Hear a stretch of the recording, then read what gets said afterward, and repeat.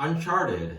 This is the spoiler review. Not that there's really a ton of spoilers. You know, if you've even seen like the main preview, there wasn't really like a lot of surprises in this movie. But if you want a non-spoiler review, I have that up on my blog, soundofbettermanhead.com, so you can check that out. I ended up giving this movie a 2 out of 5 stars. It's just really very bland. I actually almost considered dropping it down to 1.5, but it's just decent enough, and I think Tom Holland is just likable enough in the role to kind of get me a little more invested than I should have been, which is funny because I'll get to it later. I think Tom Holland was fairly well miscast in this movie, but I also have to say I have not played the Uncharted video games. I know very little about them.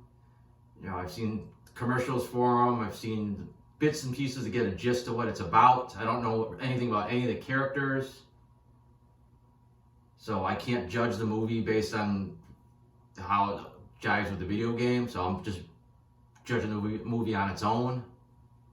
And the plot was okay. It just was like, okay, bring everybody together. We got to solve these mysteries and eventually find all this gold. And it's just, and obviously there's gonna be action and stuff because it's that type of movie. But it's just nothing really was elevated beyond like just the bare essentials. Like all the riddles they had to solve to like find everything was. They just basically had to find a bunch of different keyholes and keep reusing the same cross to open it. Like that was the big mystery. Like, oh look, there's a keyhole, and that was it. There wasn't any like Da Vinci Code level like encryptions that they had to figure out, like were super complex. It was actually ended up being super simple. And the only reason these guys actually ended up solving it is because they happened to get their hands on the keys. Like anyone else would have got them, could have solved this mystery. It wasn't like these guys were smart or that savvy. And then every time an action scene looked like it was gonna get really cool, it's like, oh, this is gonna be cool. Like it just would stop or fizzle out. Like at one point, Tom Holland, it's Nathan Drake, gets cornered by a couple thugs. Looks like there might be a fun fight scene, but he just kind of gets thrown around, and then he jumps and hangs from these like hanging light bulbs. And again, it looks like maybe that's gonna be a cool sequence, like he's gonna jump around and swing off them, but no, he just kind of falls, and that's it. All the fight scenes they're just not that great. They end pretty quickly. The big finale on the flying boats, even that was pretty bland, just real bloodless, just kind of ducking and dodging swords and bullets and then knocking guys off the boats.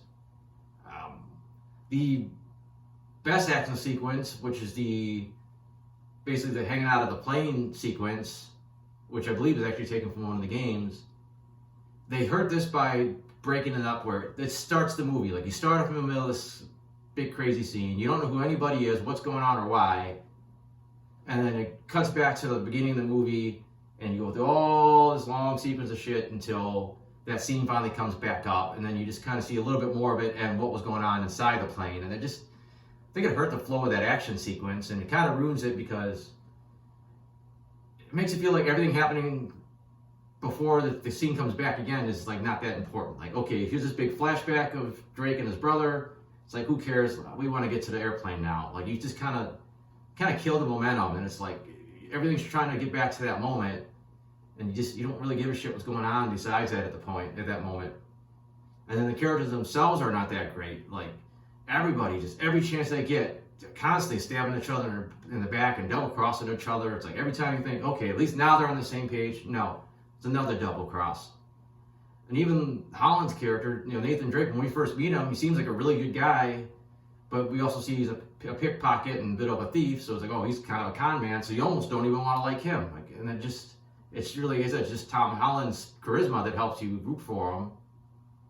But he just feels too young for this role. Like, he just looks like a kid. I know the guy's actually in his 20s, but he just looks too young for the role. The guy's an incredible athlete. A lot of the stuff that's being done on the screen, him jumping over stuff and whatnot, I'm pretty sure that's him because the guy's got athletic skills. All the bartending stuff and flipping the drinks, I'm pretty sure that's all real. I know he did some training for it. And like I said, the rest of the actors are just okay. Like, just when you think Antonio Banderas is going to step up a notch and be like the main villain, like they kill him off, and the other girl, what's her name, Jo, with all the knives. Now she suddenly becomes the main villain, and it's just, another thing that hurts the plot is like, kind of doesn't even matter if they get to the goal first or not, because you see what happens in the movie. The bad guys are constantly on their tail, even though they shouldn't be able to catch up with them. Somehow they're always on their tail. So like, no matter where the goal is, as soon as you get to it, you got an army of bad guys that's going to be on your ass. So best they could have hoped for is what they ultimately got in the end: a handful of of gold in their pocket, and that's it. Like this, and just to be able to brag that they found it, but the bad guys probably would have took credit for that anyway. So,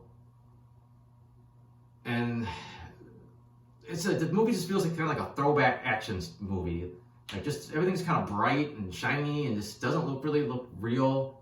Reminds me of some like old kind of Pirates of the Caribbean, kind of Fast and the Furious. Like stuff happens that just, there's no way this would actually happen in real life. And like when he's hanging out of the plane and they're on stuff and they're parachuting, it never looks like they're really parachuting. There's not really much wind.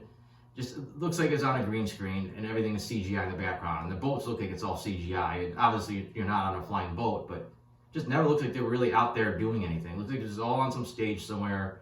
I mean, maybe if I see some special features, I'll find out I was wrong on some of this, but even then, it's what it looks like. And it just kind of kills it. It just feels like there's no danger. Nothing's really happening to these guys. And then even Sully turning good at the end, even that kind of seemed out of place. With as much backstabbing there was in this movie for him to finally say, you know what, screw the gold, I'm going to save this guy that, that's kind of my friend. Like, I don't know. None of the movie really worked for me. There was potential, but it just never really lived up to it. The action scenes ended up, I said, they just wouldn't get out of first gear. And like I said, even all the mysteries and puzzles trying to find this gold weren't even that interesting. So that's really all I got to say about it. Just a mediocre movie.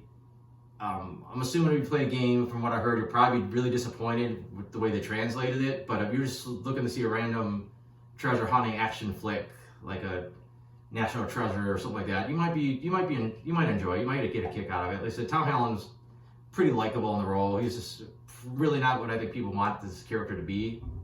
But other than that, like I said, there's a non-spoiler version of this up on my blog. I also have other reviews on there. I have comic strips. That's all at soundedbettermyhead.com. So thanks for watching.